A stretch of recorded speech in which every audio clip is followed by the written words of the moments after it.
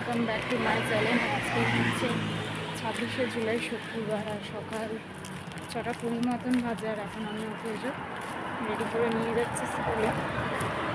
চলো, আর আমি এখান থেকে এই ব্লগটা কন্টিনিউ করছি। সাথে কথা এসেছি ওকে দিয়ে, আর 6:45 বাজে, দেখতেই পাচ্ছ। তো হয়েছে কি ব্যাপারটা, আজকে ওকে আমি বারণ করেছিলাম যে স্কুলে যাস না, কালকেই তো জ্বর এসেছিলো দেখতেই পেলে। তো এখন কি করেছে, আবার ওদেরকে দুটো খাতা বানাতে বলেছে, একটা বাংলা আর একটা ম্যাথসের জন্য। তো সেইটা নিয়ে এখন ওরা হচ্ছে কোয়েশ্চেন লেখাবে, যেগুলো লেখাবে সেগুলো আবার পরীক্ষার সময় টেস্ট করবে। তো তার জন্যই গেল আর কি। বললাম যাস না, শরীর ঠিক আছে তো কী হয়েছে, তো একটা দিন তো রেস্ট দিতে পারতিস।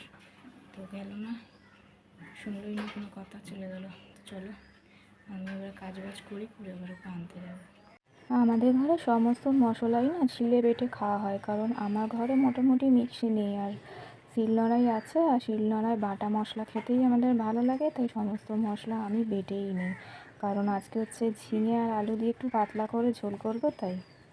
কারণ মেয়েটার শরীর খারাপ, তাই ভাবলাম ঝিঙে আলু আদা বাটা আর জিরে বাটা দিয়ে ওকে একটু পাতলা করে ঝোল করে দিই, যাতে পেট ঠান্ডা হয়। তারপরে নুন শেষ হয়ে গেছিলো, তাই ডাব্বার মধ্যে নুন ঢাললাম, আর ওর টিফিন বানিয়ে দিলাম, আর কাপড় চোপড় কেচেও রেখে দিয়েছি।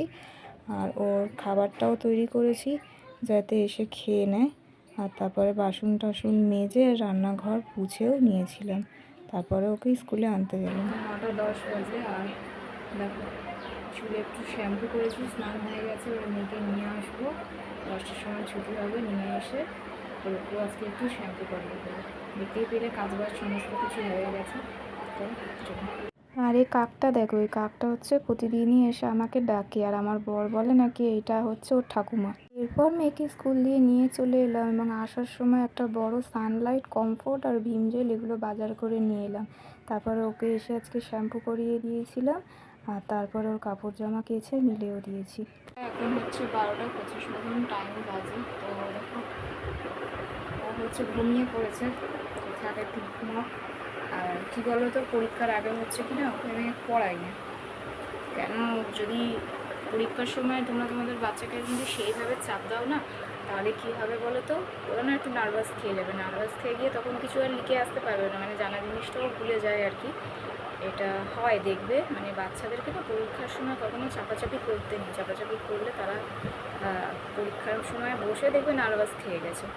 তো আমি সেই অর্থে ওকে ছোটোর থেকে, এখন থেকে না, ছোটো থেকে যতবারই পরীক্ষা হয়, বুঝলে তো, মানে পরীক্ষার সময় মেনলি পড়াই না, ছেড়ে দিই। মানে যতটুকু আগে শিখেছে সেইটাই, সেটার উপরে ভিত্তি করেই ও দেয়। তো যাই হোক, এখন শুয়ে ঘুম পেয়েছে, বলছে ঘুমিয়ে যাক।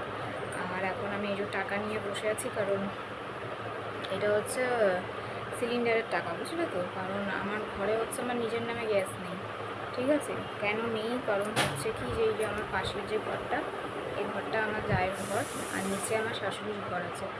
তো সুতরাং হচ্ছে ওদের দুজনের নামে গ্যাস আছে। এবার যেহেতু একটা বাড়ির মধ্যেই, তো তার জন্য কি বলো তো, একটা ঘরে কখনো ওরা 3টে গ্যাস অ্যালাউ করছে না। তো সেক্ষেত্রে কি হয় না, আমাকে আমার শাশুড়ির কাছ থেকেই মোটামুটি গ্যাস নিতে হয়। তো সেই কারণে শাশুড়ি দিতে চায় না, কিন্তু তাও কী করবো, না নিলে তো আমারও দিতে হবে না, অসুবিধা হবে। তো উনি আমাকে বলেছে যে প্রতি মাসে যদি আমি 500 টাকা করে দিই, তাহলে উনি আমাকে গ্যাস দেবে। তো ওনার কথা মতন, মানে গ্যাসের থেকে ডবল দাম, তো প্রতি মাসে এই 500 টাকা করে আমি ওনাকে দিই। আগের মাসে 500 টাকা দিয়েছিলাম, এই মাসে আমি মোটামুটি ওই তোমার 150 টাকার মতো দিয়েছি, আর 350 টাকা পেয়ে থাকি। তো আমি বললাম কি যে ঠিক আছে, কদিন পরে নেবে, কারণ একটু অসুবিধা হয়ে গেছিলো। তো উনি মোটামুটি যখনই আমার মেয়ে মানে নিচে যায় আর কি, তখনই আমায় বলে, মানে 100 ভাষায় বলেছে যে টাকাটা দিয়ে, টাকাটা দিয়ে, টাকাটা দিয়ে। তো যাই হোক, আমার মেয়ে এসে আমাকে বলে যে টাকাটা দাও না, টাকাটা দিয়ে দেবো কি, হচ্ছে একটা সিলিন্ডারের দাম যত, তার থেকে ডবলই আমি টাকা আমাকে দিই। যাই হোক, কি আর করবো, কিছু করার নেই, আসছে না সিলিন্ডার, আমার একটা ভালো কিছুতেই কিনতে দিতে চাইছি না। চলো, এরপরে চাল নিয়ে এলাম, চাল এনে আর চালের ড্রামে ভালো করে ঢেলে আর রেখে দিলাম। বিকেলবেলায় আমার মেয়ের বার্থডে পার্টি যাবে, তাই দেখো একা সেজে গুজে নিল। তারপর আমি গিফট প্যাকিং করতে আমাকে টাটা বলে চলে গেল। তো দেখো, এই যে খাবার দাবার ওরা পাঠিয়ে দিয়েছে। আমার মেয়ে তো কিছু খাই না, সব নিয়ে চলে এসছে, আমার মামি শাশুড়ির মেয়ের বার্থডে।